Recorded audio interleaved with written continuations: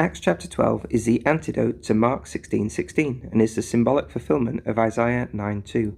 It is a journey through the spirit world. It begins with Herod having the apostle James killed by the sword to set the scene of death and throwing Peter into prison in verse 4, which is symbolic of the spirit prison. The time settings are the days leading up to Easter, which is the exact time that Jesus went to visit the spirits in prison, according to 1 Peter chapter 3 and 4. The same Peter who is having this experience. Prayer was made without ceasing by the church members, as it is on the altars of the temple across the world today. Peter was secured in the prison with 2 chains, which represent death and hell, as spoken of by the prophet Nephi and the book of Revelation. The keepers before the door kept the prison. These are the angels I will mention later, whom we give key words to. Behold, the angel of the Lord came upon him, and a light shone in the prison. The angel of the Lord in the Old Testament usually refers to Jehovah, as he is the one in Isaiah 9:2 who would cause those who have walked in darkness to see a great light. He smote Peter on the side and raised him up, just as baptism represents our death and resurrection.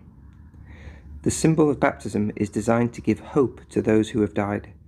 There are billions more people who have died without baptism than those who have been baptized while alive, so the symbolic act is geared more towards them than us, as mentioned in 1 Corinthians 15:29.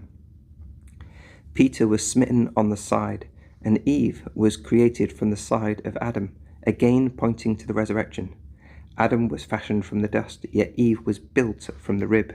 2 different Hebrew words are used to describe how they were made, just as the resurrected person is made differently from a mortal person.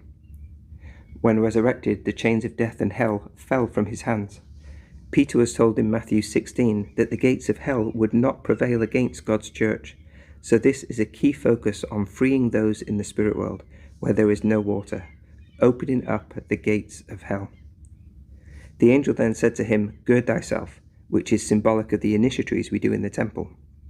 He was told to bind on his sandals, which he did, and the angel said, "Cast thy garment about thee and follow me," which is symbolic of the endowment in the temple and the covenants we make. Verse 10 says, "When we were past the first and second ward, they came to an iron gate." The first and second ward represents the angel who stand as sentinels, whom we give the key words, signs and tokens to gain our eternal exaltation, as spoken of by Brigham Young. The iron gate represents the gates of heaven to which Peter was given the keys in Matthew 16. The gate opens of its own accord.